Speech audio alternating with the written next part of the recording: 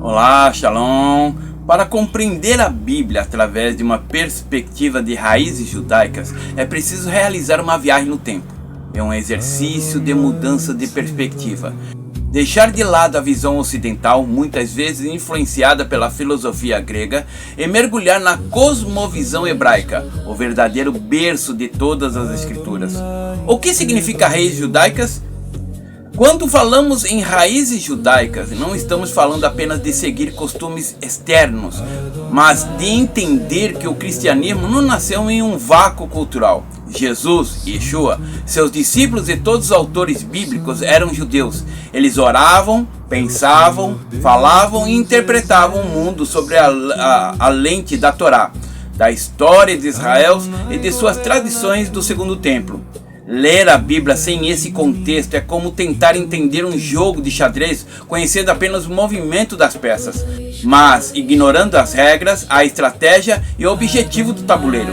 Os três pilares da introdução do tema. Primeiro, a Bíblia é um livro oriental. O pensamento ocidental é linear, lógico e abstrato. O pensamento hebraico é circular, relacional e concreto. Para um hebreu, a verdade não é algo que se define intelectualmente, mas algo que se vive. Quando os profetas ou Jesus falavam, eles usavam imagens ricas, metáforas agrárias e alusões a eventos históricos que eram o idioma comum daquela audiência.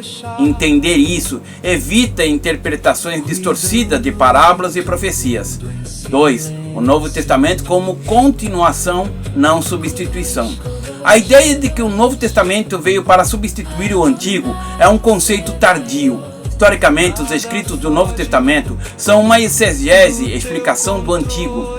Sem os conceitos de aliança, o Berit, sacrifícios, eleição e a esperança messiânica judaica, os escritos de Paulo ou o Evangelho de João perdem sua força e significado original. O Novo Testamento é, essencialmente, a narrativa da fidelidade de Deus em cumprir o que foi prometido aos patriarcas. 3. O contexto é o quinto evangelho.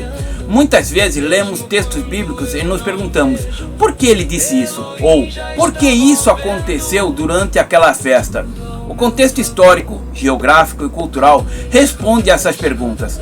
Jesus realizou muitos dos seus milagres e ensinamentos durante as festas do Senhor, como a Páscoa ou festas de cabanas, justamente porque estas celebrações carregavam um peso profético que ele estava vindo cumprir.